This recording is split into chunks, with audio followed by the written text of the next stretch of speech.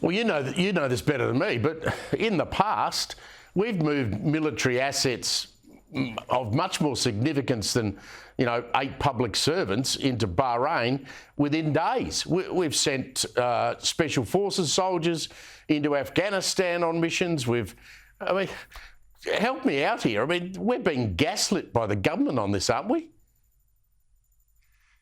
Yes, it is. When the government came to power, they said they'd be much more transparent and much more open. But we get all these announcements, and then a little while later, you find out the announcement is like an aero bar. It's a whole lot of bubbles that make it really something. These are empty policy gestures without content. So defence personnel are on limited notice to move because they need to do things quickly. So there's no way it should take a month to send a dozen people overseas. What if there is an actual crisis in our region? Will the government be able to move more quickly? Let's talk about the conflict itself, particularly what the Houthis are up to. They've hit a US-owned ship, as we know, just off the coast of Yemen. How close is this to becoming an escalation of what's unfolded so far in the Middle East?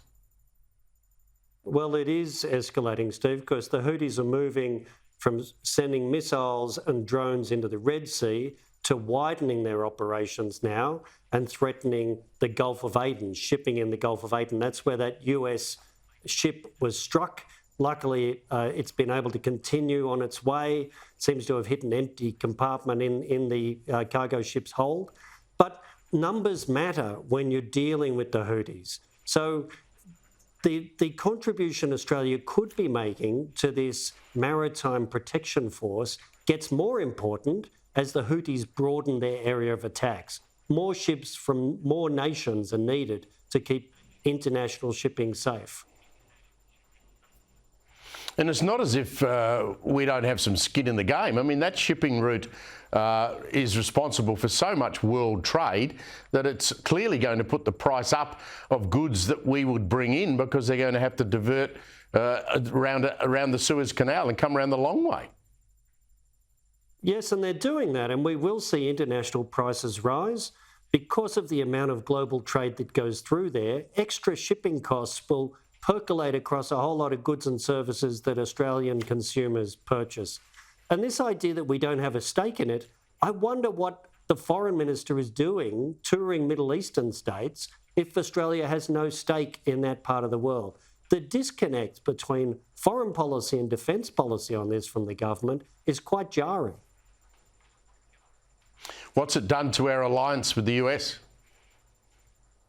Well, the UK has proved they can move very quickly. They sent HMS Diamond right there straight away, much faster than it seems our defence people can pack their bags and get their passports in order. So the UK looks like a real activist ally of the US, and we look like, when they ask for something, we underwhelm. We say we'll send people, and then it turns out they don't turn up.